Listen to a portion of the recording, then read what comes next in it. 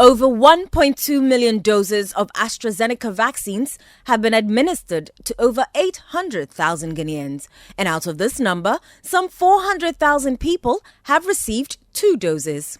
Programs Manager of the Expanded Program on Immunization at the Ghana Health Service, Dr. Kwame Amponsa Achiano, is excited about the gains made. For a double dose, we've done approximately 400,000. Let me explain.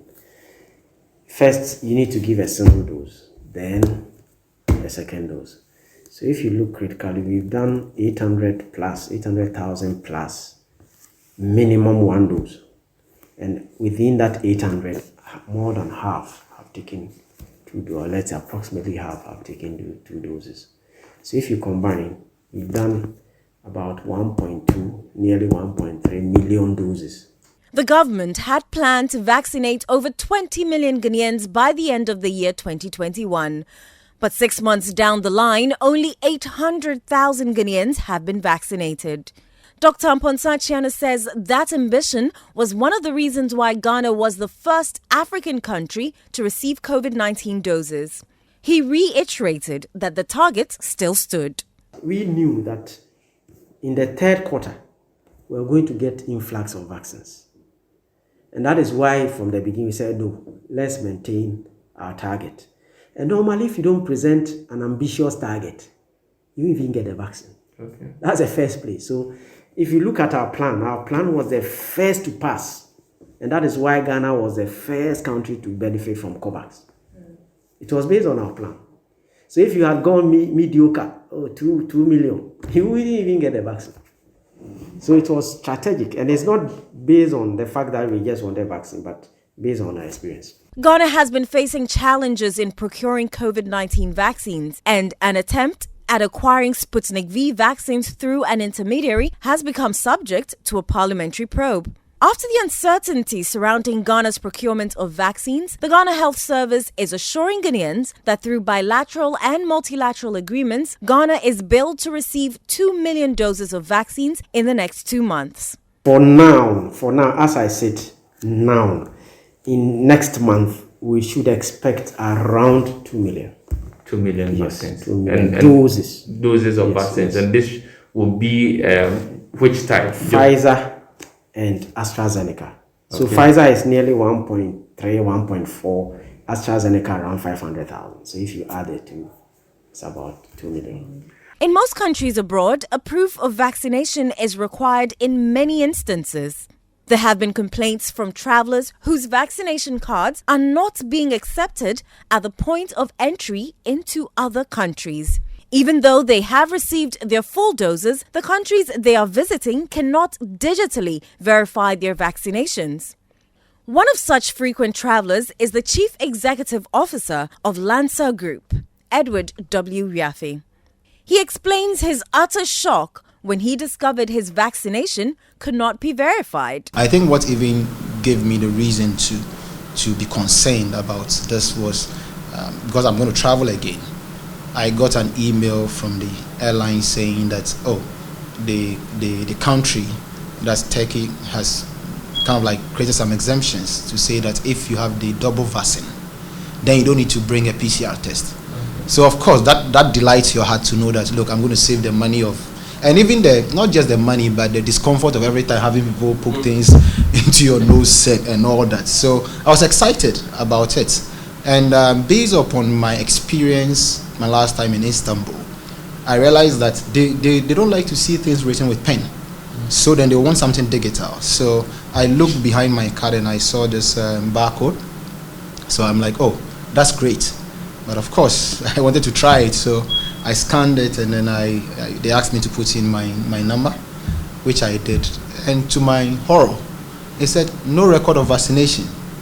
So that was where I got a bit alarmed. In other jurisdictions such as the UK, France, EU, Turkey and Israel, the possession of a COVID passport is usually required to attend large-scale events. People who possess the COVID passport will, in some instances, be exempt from quarantine and testing and allowed to access restaurants, bars, planes and trains. The passport is usually accessed via an app on the phone.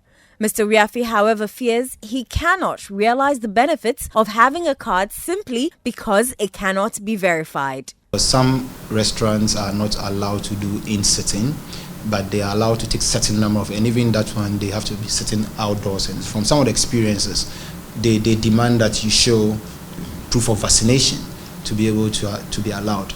On this trip, I don't know what might have changed. I may want to go and sit somewhere, and probably it may come up, and only for me to lick my wounds and say that, oh, I am as vaccinated as you are, but I don't have any proof for it. We can agree that will be painful. Dr. Chiano explains that despite verifying over 100,000 COVID-19 vaccination cards, there's still a backlog due to challenges with the data. The initial cards that were given, we didn't have these features. So we enhanced the features. First, the hologram to show that you have received 2 doses. And then also this QR code for us to be able to validate. So that's what has been in the plan. We also understand that we have had challenges with the verification, so to speak. We have had reports. The issue has been our data cleaning. In fact, the data cleaning has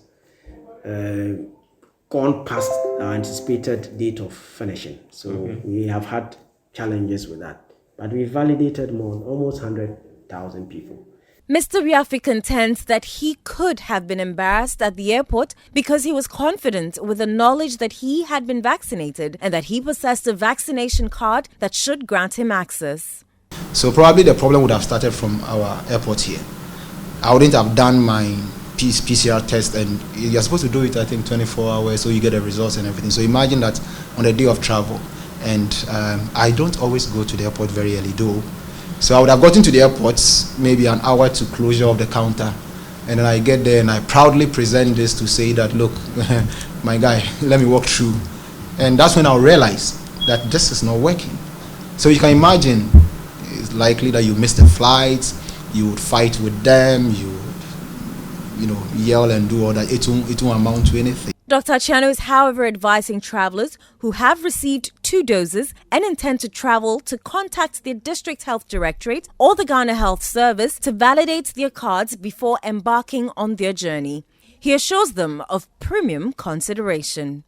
So what we are doing, because of the time and the fact that it has initially been centralized, we want to decentralize it. Last week we had a meeting with our regional colleagues.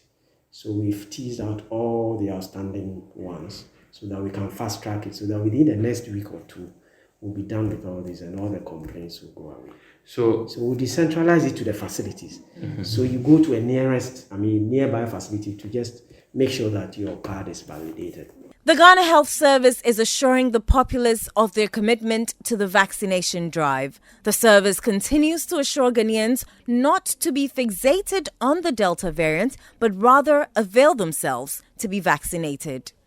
I don't care about Delta. What I care about is the fact that COVID is here. And I would explain. You see, the germ next week can have another variant. Next 2 weeks, you can have another variant. It's the same thing that we started with. We have Alpha. Alpha is scaling. You remember UK strain. We started South African strain, Brazil strain. It will continue. So please don't let us focus on our mind on Delta. Okay? The fact is that the germ is here. No matter which variant it is, it's still very dangerous. The Ghana Health Service is assuring all Ghanaians that the discrepancies in digitally verifying your vaccination will be sorted out in 2 weeks. They're also assuring us that Ghana is expected to receive 2 million doses of COVID-19 vaccines to continue with phase 2 of the vaccination process. Reporting for Citi News, my name is Eno Safo.